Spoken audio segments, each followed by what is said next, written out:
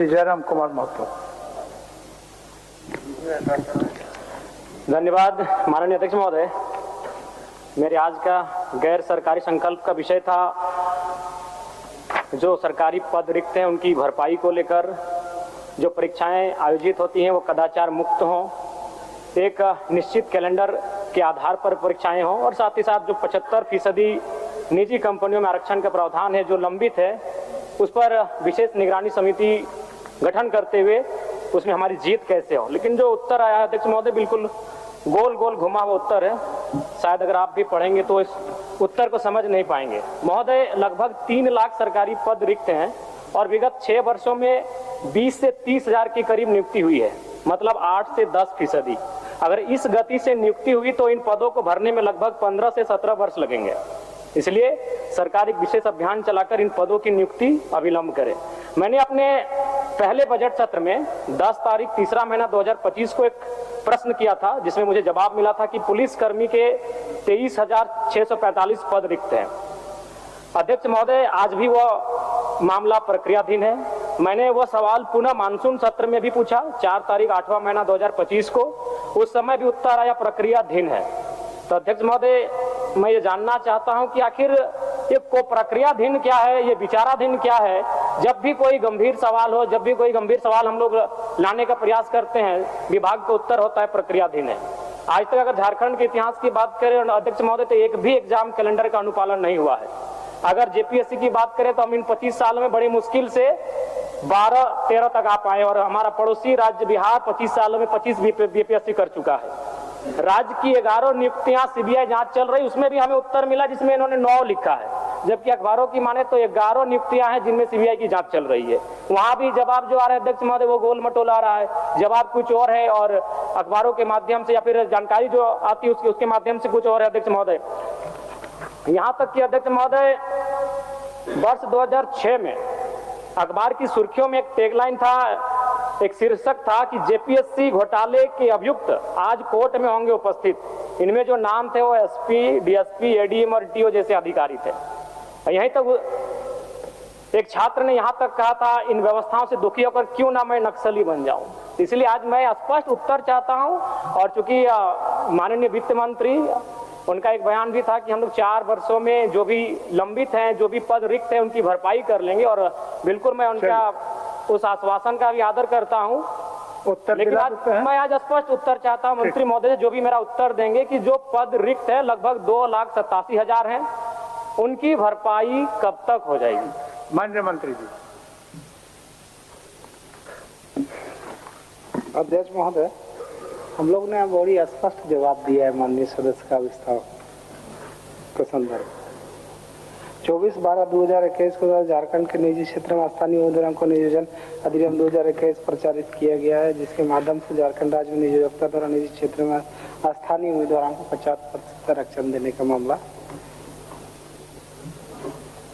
लेकिन WP 56/88/2024 के मामले माननीय उच्च न्यायालय रांची द्वारा दिनांक 11/12/24 को पारित न्यायाधीश की खंडिका 6 द्वारा तत्काल रोक लगा दिया गया, जो अभिभावक के माध्यम से उन्होंने पूछा है सरकार।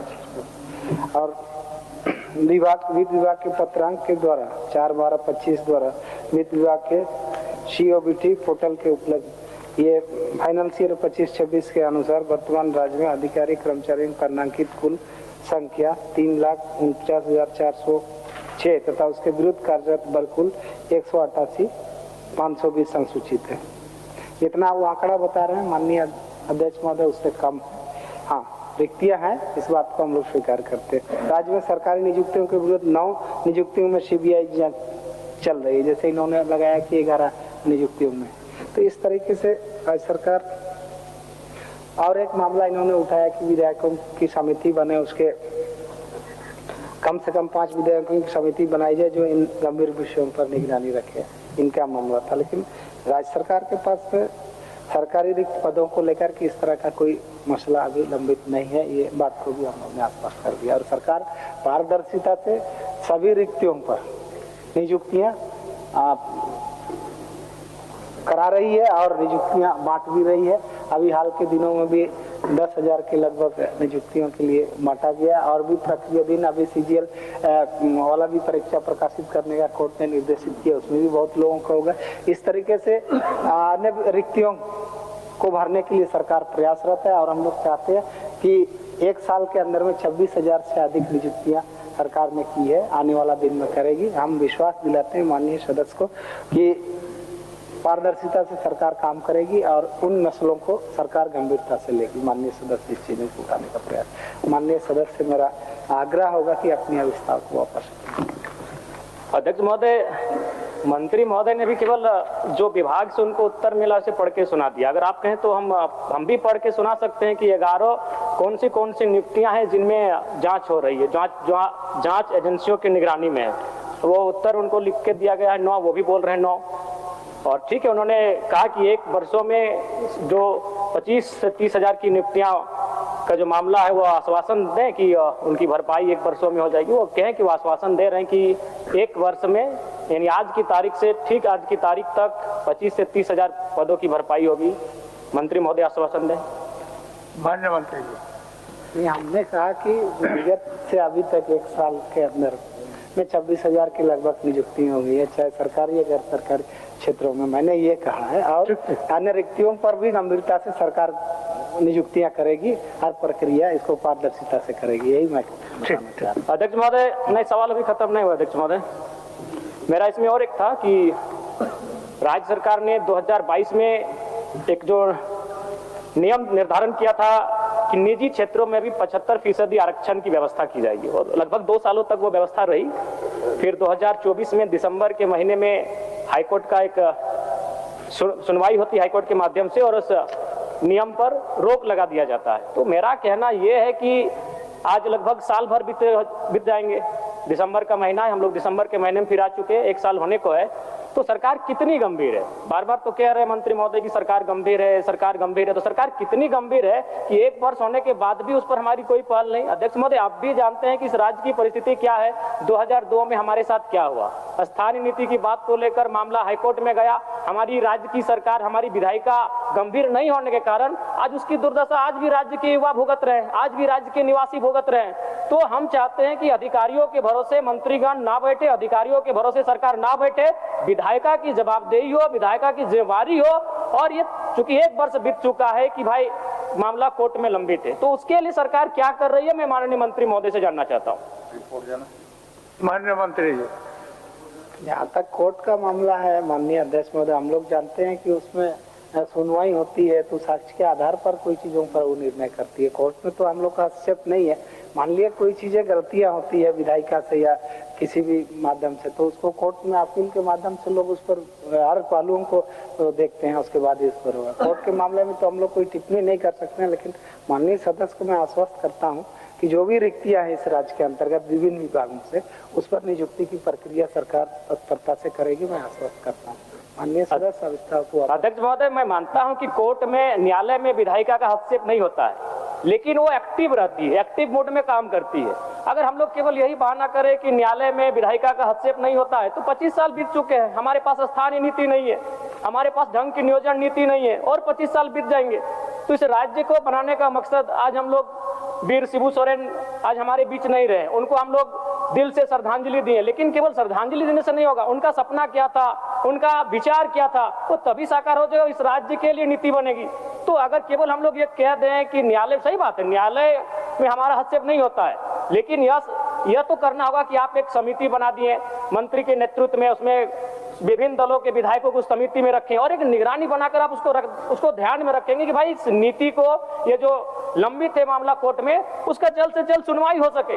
महोदय, इस पर मैं इसलिए गंभीर हूं और मैं व्यक्तिगत रूप से इसलिए गंभीर हूं क्योंकि मैं जिस विधानसभा से आता हूं, मैंने आपको उस दिन भी कहा था अध्यक्ष महोदय कि विगत 1 महीना 1.5 महीना में मेरे विधानसभा से लगभग 15-16 नौजवान विदेशों से, प्रदेशों से डेथ होकर आए हैं। और विजय कुमार, उनकी तो डेथ बॉडी आज भी नहीं है, क्योंकि ये विधानसभा का प्रोटोकॉल नहीं है वीडियो ऑडियो को दिखाना। अगर आप सुनेंगे तो आप भी रो देंगे अध्यक्ष महोदय। जब उसको गोली लगी सऊदी अरबिया में, उस व्यक्ति ने मरते मरते अपनी पत्नी को व्हाट्सएप में वॉइस नोट किया कि मैया के मैया हम ना बचबो, हमरा गोली लाग गया, पानियो नहीं मिलल, हम 1 घंटा से यहाँ रोडवा में पड़ल लियो, अपन फोटोवा भेज रही खींच के, एटे देख लिए हमारे एटे आखिरी फोटो लगो। ये दुर्दशा है। इसलिए केवल प्रक्रियाधीन है, विचाराधीन है, इस बात को लेकर कौन संतुष्ट होगा अध्यक्ष महोदय? एक नहीं। और अगर मैं भगोदर को जोड़ लूं, बिशुनगढ़ को जोड़ लूं, बरकट्टा को जोड़ लूं, पीरटाड़ को जोड़ लूं, टुंडी तोपचाची को जोड़ लूं, अगर गोमिया को जोड़ लूं, तो लगभग मैंने डेटा निकाले अध्यक्ष महोदय 70-74 नौजवानों का डेथ विदेशों में और अन्य राज्यों में क्यों हुआ? वो रोजगार की तलाश में गए थे, वो अधिकारी बनने नहीं गए थे, वो इंजीनियर, डॉक्टर, वकील बनने नहीं गए थे, वो मजदूर बनने गए थे, और मजदूर बनने के क्रम में वो मर जाते हैं। ये हमारे राज्य का दुर्भाग्य है। इसीलिए मैं चाहता हूं कि इन मुद्दों पर राज्य सरकार गंभीर रहे। इसीलिए मैं चाहता हूं कि इन मुद्दों पर माननीय मंत्री गंभीर रहे और एक समिति का निर्माण करे और बिल्कुल वो निगरानी में रखे। न्यायपालिका अलग होती है, विधायिका अलग होती है, लेकिन वो निगरानी रख सकती है। इसलिए मैं आग्रह करता हूं कि वो आश्वस्त करे कि ये जो मामला कोर्ट में लंबित है उसमें राज्य सरकार गंभीर होकर उसको निगरानी में रखेगी। जयराम जी, इसी सुझाव के साथ अपना अभिस्ताव वापस लिए। तो आप जो सुझाव दिए माननीय मंत्री जी को वो तो ग्रहण किए। इसी के साथ माननीय मंत्री जी कह दे अपने पुनः एक बार आश्वासन। अच्छा, एक बार बोल दीजिए माननीय मंत्री जी। अध्यक्ष महोदय, एक बार बोल दीजिए। माननीय सदस्य ने जिन सूचनाओं को सदन के सामने अविस्तार के माध्यम से रखा है, सरकार ग्रहण करती है और इस पर आने वाला दिन में निश्चित कार्रवाई। ठीक है अध्यक्ष महोदय, मैं इस विश्वास के साथ कि जितने भी रिक्त पद हैं उनकी भरपाई ससमय होगी, जो भी कैलेंडर सरकार के द्वारा निर्धारित किए जाएंगे उनका अनुपालन होगा, जो लोग अगर परीक्षाओं में कदाचार होता है और जो दोषी होते हैं उन पर कार्रवाई होगी, और साथ ही साथ जो 75% निजी कंपनियों में भी आरक्षण का मसला है उस पर सरकार गंभीरता पूर्वक निगरानी करते हुए उसमें हमारी जीत कैसे हो और 2002 में हमारे साथ जो हुआ है वो घटना, वो पुनरावृत्ति दोबारा दोहराई ना जाए, ये कार्य सरकार करेगी। मैं इसी विश्वास के साथ, इसी उम्मीद के साथ अपने अभिस्ताव प्रस्ताव को वापस लेता हूं। धन्यवाद।